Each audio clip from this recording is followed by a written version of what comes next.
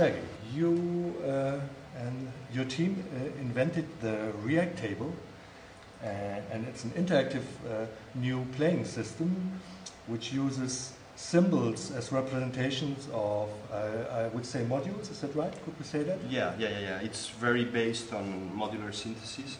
So we have generators, we have filters, we have LFOs, we have many of the objects that would be typically found on a modular analog synth system, plus others that obviously are quite of digital nature. But the concept comes from modular synthesis. Yeah.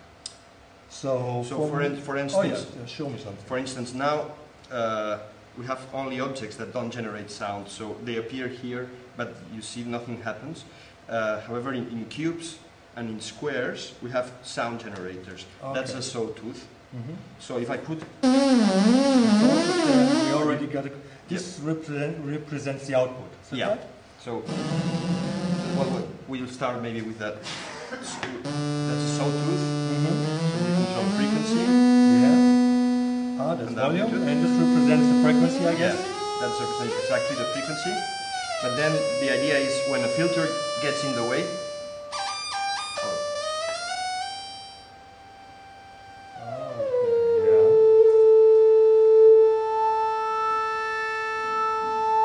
so now I'm controlling a resonant filter, a bandpass filter.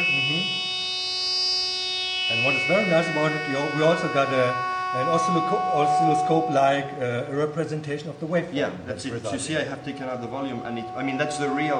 Well, it's the real sound. You see the saw, how it's filtered here. Yeah. And it changes with the frequency, of course. Like now we got an overtone. So, for instance, if we want to put that with an LFO, here we have a sinusoidal LFO. We can apply it to the pitch, control the frequency, but we could also apply it to the filter. Okay. And we would see the LFO speed.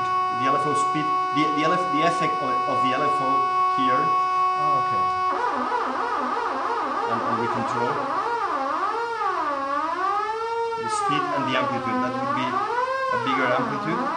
Oh, if you come closer, you get a bigger amplitude. Yeah, and if you come far, that's the amplitude smaller.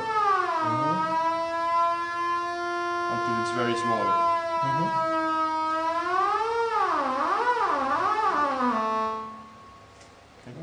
We have samples too. So in a sample, you see the speed. In the middle, it stops, and then it starts going back. And you see how the sound, the loop. The loops developing on. Oh yeah. So we have many types of filters. For instance, that's a kind of a splicer that cuts different parts of the sound.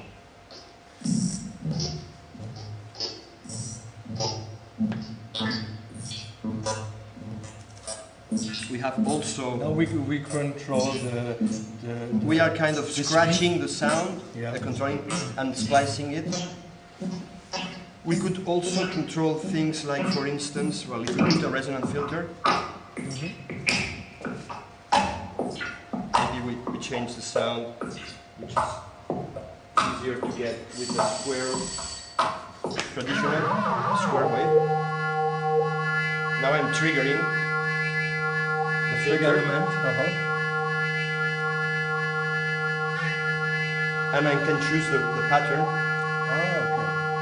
So that's all with all bits.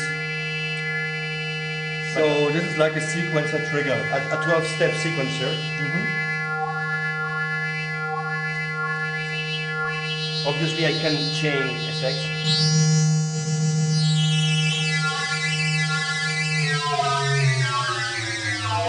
And I can control anything. Obviously maybe now it was already too many things to control for two hands. Basically the squares are the generators, the rounded squares are the filters, the circles are the controllers, which are mainly of the type of LFOs or triggers. And we have objects such as, for instance, That's a tonalizer. What does a tonalizer do? It sets the tonality, so instead of playing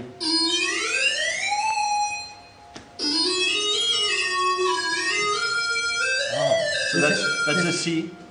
Oh, okay. D, so I can that's a whole tone scale, but I can put something completely different. And a tonalizer doesn't have to be connected to something. So that has a global effect on everything. On everything. Okay. There are other objects which have kind of local effect. So that's we call it the radar. Mm-hmm. Oh yeah, if it hits something, it will trigger. Yeah.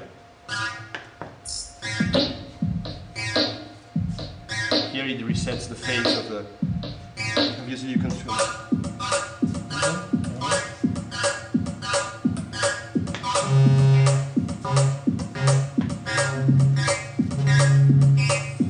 And we can control also the range.